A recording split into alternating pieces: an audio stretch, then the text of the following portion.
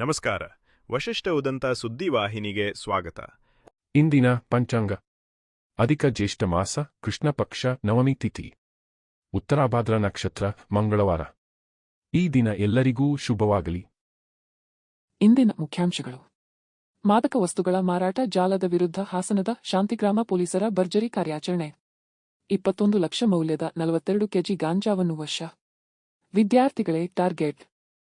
ಅಜ್ಜಂಪುರ ಪಟ್ಟಣದಲ್ಲಿ ಬೈಕ್ ವೇಗವಾಗಿ ಚಲಾಯಿಸಿದ್ದೀಯಾ ಎಂದು ಜಗಳ ತೆಗೆದು ಅವಾಚ್ಯ ಶಬ್ದಗಳಿಂದ ಬೈದು ಕಬ್ಬಿಣದ ರಾಡ್ ಹಾಗೂ ಲಾಠಿಯಿಂದ ಹಲ್ಲೆ, ಯುವಕನ ಕೈ ಮುರಿದ ಬಿಜೆಪಿ ಮುಖಂಡ. ಕೋಲಾರದಲ್ಲಿ ಹಾಡಹಗಲೇ ಮಗನ ತಿಂಗಳ ತಿಥಿ ಕಾರ್ಯಕ್ರಮ ನಡೆಯುತ್ತಿದ್ದ ವೇಳೆ ತಂದೆ ಕೊಲೆಗೆ ಯತ್ನ, 2 ಲಾಂಗ್ಗಳೊಂದಿಗೆ ಮನೆಗೆ ನುಗ್ಗಿದ ಆರೋಪಿ ಗಂಗಾಧರ್ ಇಂದ ಕೊಲೆ. ಬೆದರಿಕೆ. ಈಗ ಮೈಸೂರಿನ ಪ್ರಮುಖ ಸುದ್ದಿಗಳು. ನಂಜನಗೂಡು ಕ್ಷೇತ್ರದ ಅಭಿವೃದ್ಧಿಗೆ ಮಹತ್ವದ ಹೆಜ್ಜೆಯಾಗಿ ಮಾಜಿ ಮುಖ್ಯಮಂತ್ರಿ ಸಿದ್ದರಾಮಯ್ಯ ಅವರ ಕೊನೆಯ ಸಚಿವ ಸಂಪುಟ ಸಭೆಯಲ್ಲಿ ನಂಜುಂಡೇಶ್ವರ ದೇವಾಲಯದ ಸಮೀಪದ ಕಪಿಲಾ ನದಿ ಅಭಿವೃದ್ಧಿ ಕಾಮಗಾರಿಗಳಿಗೆ 15 ಕೋಟಿ ಅನುದಾನ ಮೀಸಲಿಡಲಾಗಿದೆ ಎಂದು ಶಾಸಕ ದರ್ಶನ್ ಧ್ರುವನಾರಾಯಣ್ ತಿಳಿಸಿದ್ದಾರೆ. ನೂತನ ಮುಖ್ಯಮಂತ್ರಿ ಡಿಕೆ ಶಿವಕುಮಾರ್ ಅವರಿಂದಲೂ ನಂಜನಗೂಡು ಕ್ಷೇತ್ರಕ್ಕೆ ಹೆಚ್ಚಿನ ಅನುದಾನ ದೊರೆಯುವ ನಿರೀಕ್ಷೆಯಿದೆ ಎಂದು ಅವರು ಹೇಳಿದರು. ಈ ವೇಳೆ ತಮ್ಮ ತಂದೆ ದಿವಂಗತ ಆರ್ ಧ್ರುವನಾರಾಯಣ್ ಅವರನ್ನು ಸ್ಮರಿಸಿದ ದರ್ಶನ್ ಧ್ರುವನಾರಾಯಣ್ ಅವರು ಜೀವಂತವಾಗಿದ್ದರೆ ಸಚಿವರಾಗುವ ಅವಕಾಶ ದೊರೆಯುತ್ತಿತ್ತು ಎಂದು ಭಾವುಕರಾದರು. ನಂಜನಗೂಡು ಕ್ಷೇತ್ರದ ಎಲ್ಲಾ ಶಾಸಕರು ಈ ಹಿಂದೆ ಸಚಿವರಾಗಿದ್ದು 2ನೇ ಬಾರಿ ಶಾಸಕರಾಗಿ ಆಯ್ಕೆಯಾದವರಿಗೆ ಸಚಿವ ಸ್ಥಾನ ನೀಡುವಂತೆ ಪಕ್ಷದ ವರಿಷ್ಠರಿಗೆ ಮನವಿ ಸಲ್ಲಿಸಿರುವುದಾಗಿ ತಿಳಿಸಿದರು. ಈಗಾಗಲೇ ನಮ್ಮಲ್ಲಿ ನಮ್ಮ ಮುಖ್ಯಮಂತ್ರಿಗಳಾಗಿದ್ದಂತಹ ಸಿದ್ದರಾಮಯ್ಯ ಸಾಹೇಬರು ಅವರ ಕೊನೆ ಕ್ಯಾಬಿನೆಟ್ನಲ್ಲಿ ಸುಮಾರು 15 ಕೋಟಿ ರೂಪಾಯಿಗಳ ನಮ್ಮ ಶ್ರೀಗಣೇಶ್ವರ ಸ್ವಾಮಿ ದೇವಸ್ಥಾನದ ಸುತ್ತ ಹರಿಯುವಂಥ ಕಪಿಲಾ ನದಿಯ ಆವರಣದಲ್ಲಿ ಒಂದು ವಿಹಾರ ನಿರ್ಮಾಣಕ್ಕೆ 15 ಕೋಟಿ ರೂಪಾಯಿಗಳನ್ನು ಈಗಾಗಲೇ ಕ್ಯಾಬಿನೆಟ್ನಲ್ಲಿ ಪಾಸ್ ಮಾಡಿರೋದು ತಮ್ಮೆಲ್ಲೂ ಕೂಡ ಗೊತ್ತಿದೆ. ಸೊ ಈಗ ಇನ್ನೂ ಅಲ್ಲಿ ಆ ಒಂದು ಪ್ರದೇಶವನ್ನು ಅಭಿವೃದ್ಧಿ ಮಾಡಲಿಕ್ಕೆ ಸುಮಾರು 70 ಕೋಟಿ ವೆಚ್ಚದ ಅನುದಾನದ ಕಾಮಗಾರಿಗೂ ಕೂಡ ಈಗ ಕ್ಯಾಬಿನೆಟ್ನಲ್ಲಿ ಪ್ರಸ್ತಾಪ ಆಗಲಿದೆ. ಸೊ ಅದು ಕೂಡ ಈಗ ಅತಿ ಶೀಘ್ರದಲ್ಲಿ ಅದನ್ನು ಕೂಡ ನಮಗೆ ಅನುಕೂಲ ಆಗಲಿದೆ. ಖಂಡಿತವಾಗಿಯೂ ನಮ್ಮ ಕ್ಷೇತ್ರದ ಮೂಲಭೂತ ಸೌಕರ್ಯಗಳನ್ನ ಒದಗಿಸಲಿಕ್ಕೆ ರಸ್ತೆಗಳಾಗಿರ್ಬೋದು, ಚರಂಡಿ ಆಗಿರ್ಬೋದು, ಹಾಗೆ ಇನ್ನೇನು ವ್ಯವಸ್ಥೆಗಳನ್ನ ನಾವು ನಮ್ಮ ನಾಗರಿಕರಿಗೆ ಅನುಕೂಲ ಮಾಡಿಕೊಡು ಖಂಡಿತವಾಗಿಯೂ ನಮ್ಮ ಸರ್ಕಾರ ಈಗಿನ ಮುಖ್ಯಮಂತ್ರಿಗಳೇನಿದ್ದಾರೆ ನಮ್ಮ ನಾಯಕರಾಗಿರುವಂಥ ಡಿ.ಕೆ. ಶಿವಕುಮಾರ್ ಸಾಹೇಬರ ಒಂದು ಆಶೀರ್ವಾದದಿಂದ ಜೊತೆಗೆ ಸಿದ್ದರಾಮಯ್ಯ ಸಾಹೇಬರ ಮಾರ್ಗದರ್ಶನದಿಂದ ನಾವು ಎಲ್ಲರೂ ಕೂಡ ಸೇರಿ ಈ ಒಂದು ಕೆಲಸವನ್ನು ಮಾಡಿಕೊಡ್ತೇವೆ ಅನ್ನೋದನ್ನ ತಿಳಿಸಲಿಕ್ಕೆ ನಂಜನಗೂಡು ತಾಲೂಕು ಅಂದರೆ ಇತಿಹಾಸ ಇದೆ. ಇಲ್ಲಿ ಸಾಕಷ್ಟು ನಮ್ಮ ಹಿರಿಯರು ಎಲ್ಲರೂ ಕೂಡ ಸಚಿವರಾಗಿದ್ದರು. ಅದರಲ್ಲಿ ನಮ್ಮ ಮಾಧವಪ್ಪ ಸಾಹೇಬರಾಗಿರ್ಬೋದು, ಜೊತೆಗೆ ನಮ್ಮ ಜಯಕುಮಾರ್ ಸಾಹೇಬರಾಗಿರ್ಬೋದು, ಎಲ್ಲರೂ ಕೂಡ ಸಚಿವರಾಗಿದ್ದಂಥವ್ರು. ವಿಶೇಷವಾಗಿ ಸ್ವತಃ ಮುಖ್ಯಮಂತ್ರಿಗಳೇ 2 ಬಾರಿ ನಮ್ಮ ವರುಣ ವಿಧಾನಸಭಾ ಕ್ಷೇತ್ರ ಆಗಿರೋ ಕೂಡ ನಂಜನಗೂಡು ತಾಲೂಕಿನ ಆಗಿರೋರಾಗಿದ್ದರು. ಸಿದ್ದರಾಮಯ್ಯ ಸಾಹೇಬರು 2 ಬಾರಿ ಮುಖ್ಯಮಂತ್ರಿಗಳಾಗಿ ಆಯ್ಕೆ ಆಗಿರುವಂಥ. ಅದರಿಂದ ನಂಜನಗೂಡು ಅಂತಂದರೆ ಇಲ್ಲಿನ ಸಾಕಷ್ಟು ಹಿರಿಯರಿಗೆ ಅವಕಾಶಗಳು ಆಗಿರೋಂಥದ್ದು. ಮೈಸೂರು ನಗರ ಪೊಲೀಸರು ಹಾಗೂ ಸಾರಿಗೆ ಇಲಾಖೆ ಜಂಟಿಯಾಗಿ ನಡೆಸಿದ ಕಾರ್ಯಾಚರಣೆಯಲ್ಲಿ ಭಾರೀ ಪ್ರಮಾಣದ ಗಾಂಜಾ ಸಾಗಾಟ ಜಾಲಪತ್ತೆಯಾಗಿದೆ. ಮೈಸೂರು ಹಾಗೂ ಮಳವಳ್ಳಿ ಹೆದ್ದಾರಿಯಲ್ಲಿ ತಪಾಸಣೆ ನಡೆಸುವ ವೇಳೆ ಟ್ರಕ್ನಲ್ಲಿ ತೆಂಗಿನ ಸಸಿಗಳ ನಡುವೆ ಅಡಗಿಸಿಟ್ಟಿದ್ದ ಕೋಟ್ಯಂತರ ರೂಪಾಯಿ ಮೌಲ್ಯದ ಗಾಂಜಾ ವಶಪಡಿಸಿಕೊಳ್ಳಲಾಗಿದೆ. ಖದೀಮರು ಪೊಲೀಸರ ಕಣ್ಣಿಗೆ ಮಣ್ಣೆರಚಲು ಕೃಷಿ ಉತ್ಪನ್ನಗಳು ಹಾಗೂ ತೆಂಗಿನ ಸಸಿಗಳ ನಡುವೆ ಗಾಂಜಾವನ್ನು ಸಾಗಿಸುತ್ತಿದ್ದರೆಂಬುದು ತನಿಖೆಯಿಂದ ಬಹಿರಂಗವಾಗಿದೆ. ಪ್ರಕರಣ ಸಂಬಂಧ 4 ಆರೋಪಿಗಳನ್ನು ಬಂಧಿಸಲಾಗಿದ್ದು ಅವರಲ್ಲಿ ಒಬ್ಬ ಮೈಸೂರಿನ ನಿವಾಸಿಯಾಗಿದ್ದಾನೆ. ಉಳಿದ 3 ಆರೋಪಿಗಳ ಹಿನ್ನೆಲೆ ಮತ್ತು ಜಾಲದ ಸಂಪರ್ಕಗಳ ಬಗ್ಗೆ ಪೊಲೀಸರು ಮಾಹಿತಿ ಕಲೆ ಹಾಕುತ್ತಿದ್ದಾರೆ. ಒಡಿಶಾದಿಂದ ಗಾಂಜಾವನ್ನು ಸಾಗಿಸಿ ಮೈಸೂರು ಮಾರ್ಗವಾಗಿ ಕೇರಳ ಸೇರಿದಂತೆ ದೇಶದ ವಿವಿಧ ನಗರಗಳಿಗೆ ರವಾನಿಸುವ ಯೋಜನೆ ರೂಪಿಸಲಾಗಿತ್ತು ಎಂಬುದು ಪ್ರಾಥಮಿಕ ತನಿಖೆಯಲ್ಲಿ ತಿಳಿದುಬಂದಿದೆ. ಬಂಧಿತ ಆರೋಪಿಗಳನ್ನು ನ್ಯಾಯಾಲಯಕ್ಕೆ ಹಾಜರುಪಡಿಸಲಾಗಿದ್ದು ಪೊಲೀಸರು ಹೆಚ್ಚಿನ ತನಿಖೆ ಮುಂದುವರೆಸಿದ್ದಾರೆ.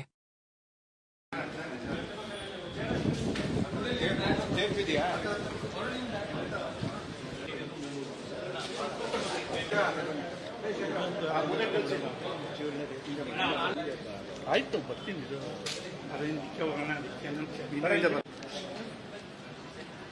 ಸರ್ ಹೋಗಿ ಮೇಡಮ್ ಬನ್ನಿ.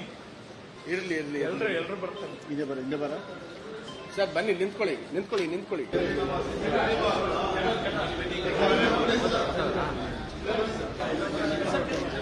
ಓಕೆ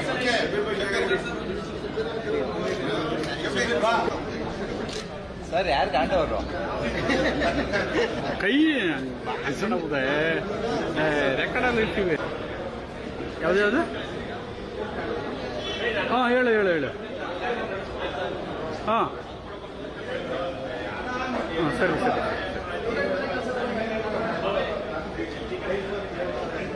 ಯಾಕೆ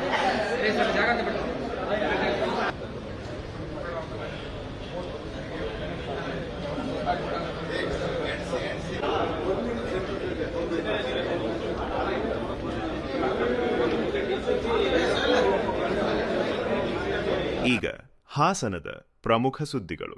ಹಾಸನ ಜಿಲ್ಲೆಯಲ್ಲಿ ಮಾದಕ ವಸ್ತುಗಳ ಮಾರಾಟ ಜಾಲದ ವಿರುದ್ಧ ಶಾಂತಿಗ್ರಾಮ ಪೊಲೀಸರು ಭರ್ಜರಿ ಕಾರ್ಯಾಚರಣೆ ನಡೆಸಿ 21 ಲಕ್ಷ ರೂಪಾಯಿ ಮೌಲ್ಯದ 42 ಕೆಜಿ ಗಾಂಜಾವನ್ನು ವಶಪಡಿಸಿಕೊಂಡಿದ್ದಾರೆ. ಖಚಿತ ಮಾಹಿತಿ ಆಧರಿಸಿ ನಡೆಸಿದ ದಾಳಿಯಲ್ಲಿ ಸಂಗ್ರಹಿಸಲಾಗಿದ್ದ ಗಾಂಜಾ ಪತ್ತೆಯಾಗಿದೆ. ಪ್ರಕರಣಕ್ಕೆ ಸಂಬಂಧಿಸಿದಂತೆ ಮಂಡ್ಯ ಮೂಲದ ಪ್ರಮುಖ ಆರೋಪಿಯನ್ನು ಪೊಲೀಸರು ಬಂಧಿಸಿದ್ದು ಹೆಚ್ಚಿನ ವಿಚಾರಣೆ ನಡೆಸುತ್ತಿದ್ದಾರೆ.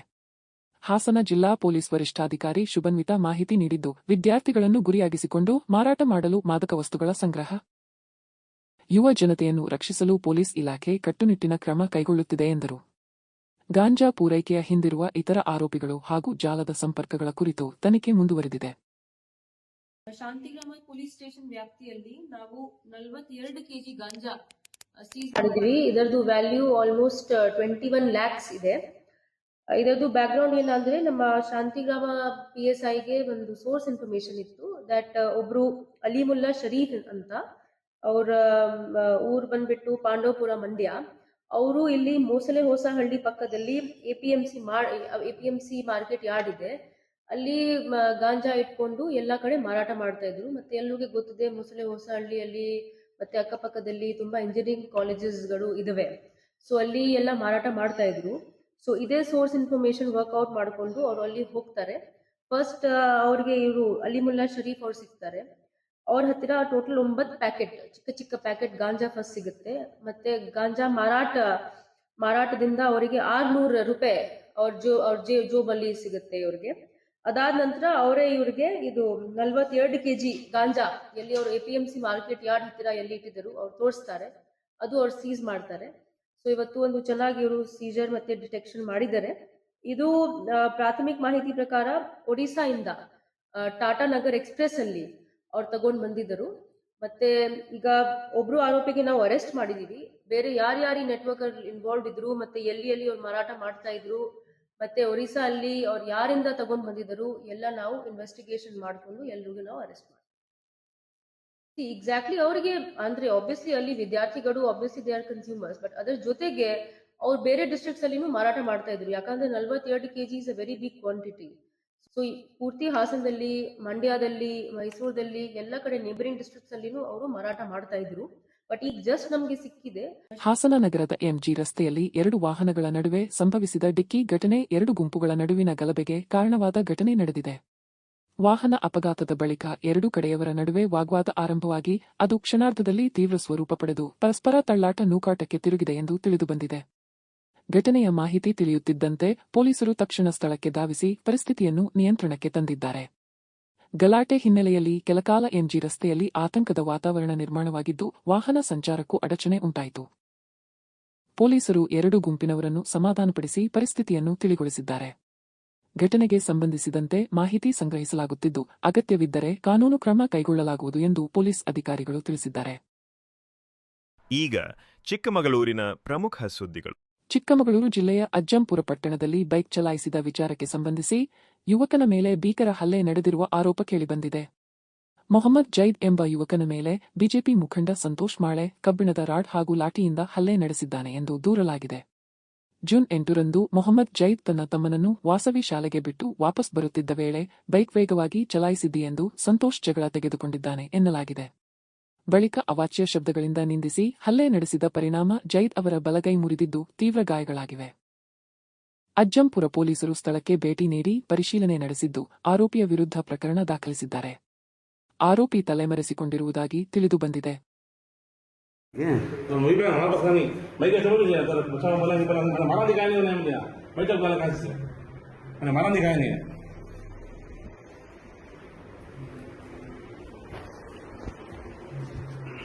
हाथ फ्रैक्चर हो गया, हाथ फ्रैक्चर हो गया, हाथ चली जा रही है, हाँ हाथ फ्रैक्चर हो गया.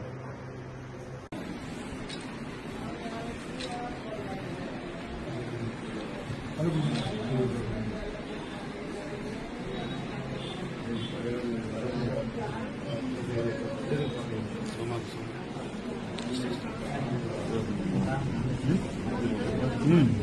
ಅದನ್ನ ಮನುಷ್ಯತ್ವ ಇಲ್ಲದ್ದು ಕೈದೊಂದು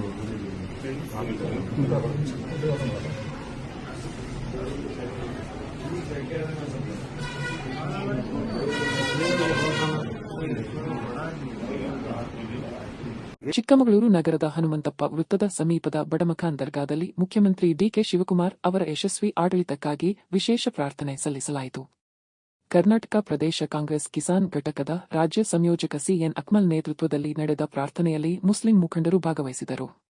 ಡಿಕೆ ಶಿವಕುಮಾರ್ ಅವರು ತಮ್ಮ ಪೂರ್ಣ ಅವಧಿಯನ್ನು ಯಶಸ್ವಿಯಾಗಿ ಪೂರ್ಣಗೊಳಿಸಿ ಜನಪರ ಆಡಳಿತ ನೀಡಬೇಕು ಎಂಬ ಆಶಯವನ್ನು ವ್ಯಕ್ತಪಡಿಸಲಾಯಿತು. ಇತ್ತೀಚಿನ ರಾಜಕೀಯ ಬೆಳವಣಿಗೆಗಳು ಹಾಗೂ ಸಚಿವ ಸ್ಥಾನ ಕುರಿತ ಚರ್ಚೆಗಳ ನಡುವೆಯೂ ರಾಜ್ಯದ ಹಿತದೃಷ್ಟಿಯಿಂದ ಅವರು ಸ್ಥಿರ ಆಡಳಿತ ನಡೆಸುವಂತಾಗಲಿ ಎಂದು ಪ್ರಾರ್ಥಿಸಲಾಗಿದೆ ಎಂದು ಅಕ್ಮಲ್ ತಿಳಿಸಿದರು. ಡಿಕೆ ಶಿವಕುಮಾರ್ ಅವರು ಮುಖ್ಯಮಂತ್ರಿ ಪ್ರಮಾಣ ವಚನ ಸ್ವೀಕರಿಸಿದ್ದಾರೆ.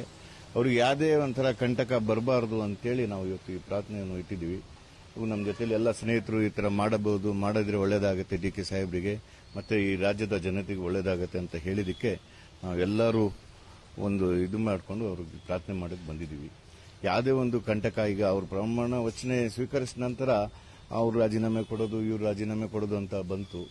ಹಾಗಾಗಿ ನಾವು ಅವರಿಗೆ ಈ ಸಂದರ್ಭದಲ್ಲಿ ಬೇಡ್ಕೊಂಡಿದ್ದೀವಿ, ಅವ್ರಿಗೆ ಚೆನ್ನಾಗಾಗಲಿ, ಈ ರಾಜ್ಯದ ಜನತೆಗೆ ಚೆನ್ನಾಗಾಗಲಿ, ಅವ್ರು 2 ವರ್ಷ ಸಂಪೂರ್ಣವಾಗಿ ಸರ್ಕಾರ ನಡೆಸಲಿ ಅಂತೇಳಿ ನಾವು ಬೇಡ್ಕೊಂಡಿದ್ದೀವಿ. ಈಗ ರಾಜ್ಯ ಮತ್ತು ರಾಷ್ಟ್ರೀಯ ಸುದ್ದಿಗಳು. ಮುಖ್ಯಮಂತ್ರಿ ಡಿಕೆ ಶಿವಕುಮಾರ್ ಹಾಗೂ ಕೇಂದ್ರ ಸಚಿವ ಎಚ್.ಡಿ. ಕುಮಾರಸ್ವಾಮಿ ನಡುವಿನ ವಾಕ್ಸಮರ ಮತ್ತಷ್ಟು ತೀವ್ರಗೊಂಡಿದೆ. ಕುಮಾರಸ್ವಾಮಿ ಟೈಮ್ ಕೊಟ್ಟರೆ ಅವರನ್ನು ಭೇಟಿ ಮಾಡ್ತೀನಿ, ಎಲ್ಲರೂ ಅವರ ಅನುಭವ ಕೇಳಬೇಕು, ಮಾರ್ಗದರ್ಶನ ಕೇಳಬೇಕು, ರಾಜ್ಯಕ್ಕೆ ಸೇವೆ ಮಾಡಿದ್ದಾರೆ, ಗೌರವ ಕೊಡಬೇಕು ಎಂದಿರುವ ಡಿಕೆಶಿ ನಿಮ್ಮ ಬಳಿ ಸಲಹೆ ಕೇಳೋದಕ್ಕೆ ಟೈಮ್ ಕೇಳಿದ್ದಾರೆ. ಸಿಎಂ ಡಿಕೆಶಿ ಅನ್ನಿದ್ದಕ್ಕೆ ಕುಮಾರಸ್ವಾಮಿ ಅವರು ನಾನೇನು ಕಿತ್ತೇ ಇಲ್ಲ, ಹರಿದೇ ಇಲ್ಲ, ನಾನು ಯಾರಿಗೆ ಏನು ಸಲಹೆ ಕೊಡಲಿ ಎಂದು ವ್ಯಂಗ್ಯವಾಡಿದರು. ತಮ್ಮ ಬಳಿ ಸಲಹೆ ಕೇಳುವ ಪ್ರಶ್ನೆಯೇ ಇಲ್ಲ ಎಂದು ಹೇಳಿದ ಅವರು ಎಲ್ಲದಕ್ಕೂ ಸಾಕ್ಷಿ ಗುಡ್ಡೆ ಕೇಳುತ್ತಾರೆ.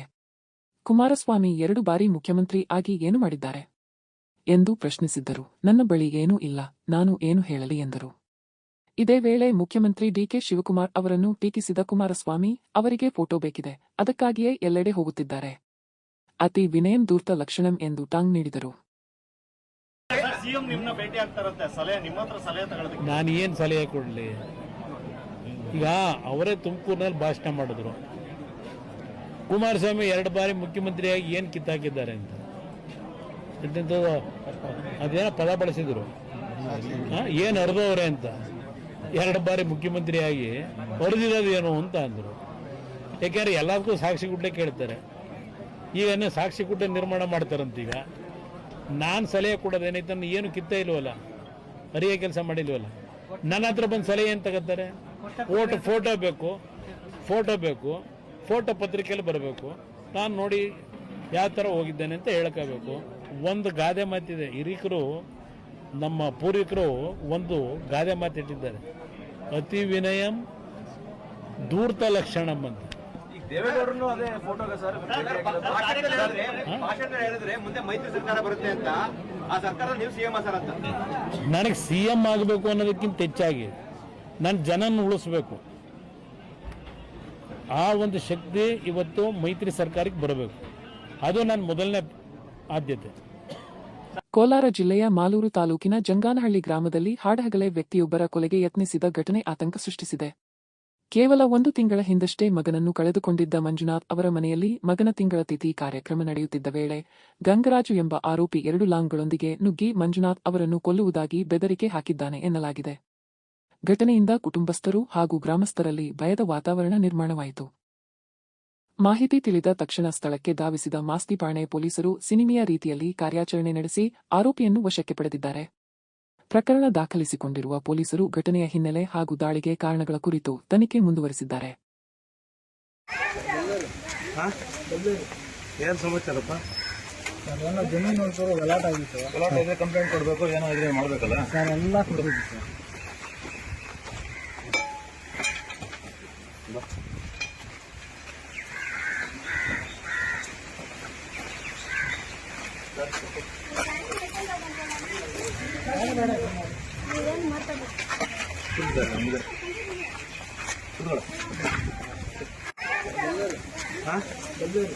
ಏನು ಸಮಾಚಾರಪ್ಪ?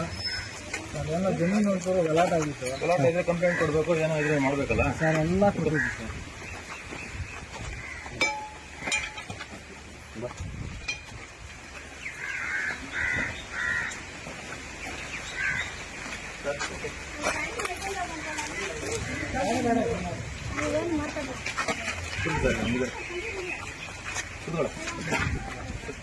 ಕುಂಬೇನ ಅಗ್ರಹಾರದ ಗ್ರಾಮಸ್ಥರು ಹಾಗೂ ಕರುನಾಡ ಹಿತರಕ್ಷಣಾ ವೇದಿಕೆ ಪದಾಧಿಕಾರಿಗಳು ಮಹದೇವಪುರ ಬಿಬಿಎಂಪಿ ಕಚೇರಿ ಮುಂಭಾಗದಲ್ಲಿ ಪ್ರತಿಭಟನೆ ನಡೆಸಿದರು.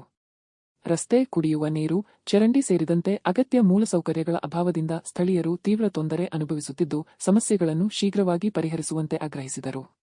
ಹಲವು ಬಾರಿ ಮನವಿ ಸಲ್ಲಿಸಿದರೂ ಅಧಿಕಾರಿಗಳು ಸೂಕ್ತ ಕ್ರಮ ಕೈಗೊಂಡಿಲ್ಲ ಎಂದು ಪ್ರತಿಭಟನಾಕಾರರು ಆರೋಪಿಸಿದರು.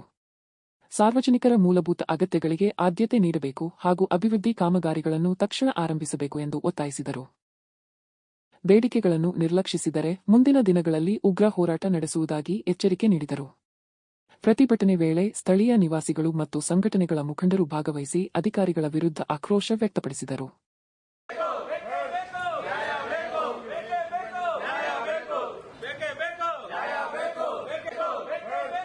15 ವರ್ಷದಿಂದ ಇದೇ ಆಗಿದೆ. ಕುಂಭನಗರದ ಯಾವುದೇ ಆಗಲಿ ಮೂಲಭೂತ ಸೌಕರ್ಯಗಳು ಯಾವುದೂ ಆಗ್ತಾ ಇಲ್ಲ. ಮತ್ತೆ ನಮ್ಮ ಇದರಲ್ಲಿ ಕುಂಭನಗರದಲ್ಲಿ ಚರಂಡಿ ನೀರಿಗೆ ತುಂಬ ತೊಂದರೆ ಆಗ್ತಾ ಇದೆ. ಸೊ ಏನಕ್ಕೆ ಒಬ್ಬೊಬ್ಬರಿಂದ ಜನಕ್ಕೆ ಏನಕ್ಕೆ ತೊಂದರೆ ಆಗಬೇಕು? ದಯವಿಟ್ಟು ಅದೊಂದು ಚರಂಡಿ ಆಗಿರ್ಬೋದು, ರೋಡಿನ ವ್ಯವಸ್ಥೆ ಆಗಿರ್ಬೋದು, ಜನಕ್ಕೆ ಅನುಕೂಲ ಆಗಲಿ, 4 ಜನಕ್ಕೆ ಸಹಾಯ ಆಗಲಿ. ದಯವಿಟ್ಟು ಇಲ್ಲಿನ ಅಧಿಕಾರಿಗಳಾಗಿರ್ಬೋದು, ನಮ್ಮ ಊರಿನ ಯಾರೇ ತೊಂದರೆ ಕೊಡ್ತಕ್ಕಂಥವ್ರಾಗಲಿ, ದಯವಿಟ್ಟು ಜನಕ್ಕೋಸ್ಕರ ಸಹಕರಿಸಿ, ಜನಕ್ಕೆ ಒಳ್ಳೇದಾಗಲಿ. ದಯವಿಟ್ಟು ಜನಕ್ಕೆ ಯಾವುದೇ ರೀತಿಯಾಗಿ ತೊಂದರೆ ಕೊಡೋಕೆ ಹೋಗ್ಬಿಡಿ. ದಯವಿಟ್ಟು ನಮ್ಗೆ ಅದೊಂದು ಚರಂಡಿ ವ್ಯವಸ್ಥೆ ಒಂದು ಮಾಡ್ಕೊಡಿ, ರೋಡಿನ ವ್ಯವಸ್ಥೆ ಮಾಡ್ಕೊಡಿ ಸರ್. ಇವತ್ತು ಕರುನಾಡ ಹಿತರಕ್ಷಣಾ ವೇದಿಕೆ ಎಲ್ಲ ಸಂಘಟನೆಯವರು ಕುಂಬೇನಗರ ಗ್ರಾಮಸ್ಥರು ಬಿಬಿಎಂಪಿ ಹತ್ರ ಬಂದಿರೋ ವಿಚಾರ ಏನು ಅಂತ ಹೇಳಿದ್ರೆ, ಕಳೆದ 10 ತಿಂಗಳಿಂದ ನಾವೊಂದು ಅರ್ಜಿ ಕೊಡ್ತಾ ಇದ್ದೀವಿ. ಕುಂಬೇನಗರ 2ನೇ ಅಡ್ರಸ್ನಲ್ಲಿ ಚರಂಡಿ ವ್ಯವಸ್ಥೆ ಇಲ್ಲ ಹಾಗೂ ರಸ್ತೆ ವ್ಯವಸ್ಥೆ ಇಲ್ಲ ಅಂತೇಳಿ ಈ ಒಂದು ನಿರ್ಲಕ್ಷ್ಯ ತೋರ್ತಾ ಅಧಿಕಾರಿಗಳಿರೋದ್ರಿಂದ ಇವತ್ತು ನಾವು ಒಂದು ಹೋರಾಟವನ್ನು ಹಮ್ಮಿಕೊಂಡಿದ್ದೀವಿ. ಸುಮಾರು 10 ವರ್ಷಗಳಿಂದ ಅಲ್ಲಿ ರಸ್ತೆ ಮತ್ತು ಚರಂಡಿ ಇಲ್ಲ. ಅಲ್ಲಿ ಜನಗಳಿಗೆ ತುಂಬ ತೊಂದರೆ ಆಗಿದೆ. ಅವ್ರಿಗೆ ಏನಾದರೂ ತೊಂದರೆ ಆದರೆ ಇದಕ್ಕೆ ಯಾರು ಹೊಣೆ ಅಂತೇಳಿ ಇವತ್ತು ನಾವು ನೇರವಾಗಿ ಪ್ರಶ್ನೆ ಮಾಡಿದ್ದೀವಿ. ತಾವು ದಯವಿಟ್ಟು ಈ ಒಂದು ಕಾರ್ಯವನ್ನು ಯಶಸ್ವಿ ಮಾಡಿಕೊಡ್ಬೇಕು. ಜನಗಳಿಗೆ ಓಡಾಡೋಕ್ಕೆ ರಸ್ತೆ ಹಾಗೂ ಮತ್ತೆ ಚರಂಡಿ ವ್ಯವಸ್ಥೆ ಮಾಡಿಕೊಡ್ಬೇಕು. ಇಲ್ಲವಾದಲ್ಲಿ ಮುಂದಿನ ದಿನಗಳಲ್ಲಿ ಎಲ್ಲಾ ಸಂಘಟನೆಯವ್ರನ್ನ ಜೊತೆಗೂಡಿಸಿ ಒಂದು ಉಗ್ರವಾದ ಹೋರಾಟವನ್ನು ಮಾಡ್ತೀನಿ ಅಂತ ಹೇಳ್ತಾ ನಾನು 2 ಮಾತು ಮುಗಿಸ್ತಾ ಇದ್ದೀನಿ. ಜೈ ಹಿಂದ್, ಜೈ ಕರ್ನಾಟಕ ಮಾತೆ. ಮತ್ತೊಮ್ಮೆ ಮುಖ್ಯಾಂಶಗಳು. ಮಾದಕ ವಸ್ತುಗಳ ಮಾರಾಟ ಜಾಲದ ವಿರುದ್ಧ ಹಾಸನದ ಶಾಂತಿಗ್ರಾಮ ಪೊಲೀಸರ ಭರ್ಜರಿ ಕಾರ್ಯಾಚರಣೆ. 21 ಲಕ್ಷ ಮೌಲ್ಯದ 42 ಕೆಜಿ ಗಾಂಜಾವನ್ನು ವಶ. ವಿದ್ಯಾರ್ಥಿಗಳೇ ಟಾರ್ಗೆಟ್. ಅಜ್ಜಂಪುರ ಪಟ್ಟಣದಲ್ಲಿ ಬೈಕ್ ವೇಗವಾಗಿ ಚಲಾಯಿಸಿದ್ದೀಯಾ ಎಂದು ಜಗಳ ತೆಗೆದು ಅವಾಚ್ಯ ಶಬ್ದಗಳಿಂದ ಬೈದು ಕಬ್ಬಿಣದ ರಾಡ್ ಹಾಗೂ ಲಾಠಿಯಿಂದ ಹಲ್ಲೆ. ಯುವಕನ ಕೈ ಮುರಿದ ಬಿಜೆಪಿ ಮುಖಂಡ. ಕೋಲಾರದಲ್ಲಿ ಹಾಡಹಗಲೇ ಮಗನ ತಿಂಗಳ ತಿಥಿ ಕಾರ್ಯಕ್ರಮ ನಡೆಯುತ್ತಿದ್ದ ವೇಳೆ ತಂದೆ ಕೊಲೆಗೆ ಯತ್ನ. 2 ಲಾಂಗ್ಗಳೊಂದಿಗೆ ಮನೆಗೆ ನುಗ್ಗಿದ ಆರೋಪಿ ಗಂಗಾಧರ್ ಇಂದ ಕೊಲೆ. ಬೆದರಿಕೆ. ಇಲ್ಲಿಗೆ ಇಂದಿನ ವಾರ್ತಾ ಪ್ರಸಾರ ಮುಕ್ತಾಯವಾಯಿತು. ಧನ್ಯವಾದಗಳು. ಈ ದಿನ ಎಲ್ಲರಿಗೂ ಶುಭವಾಗಲಿ.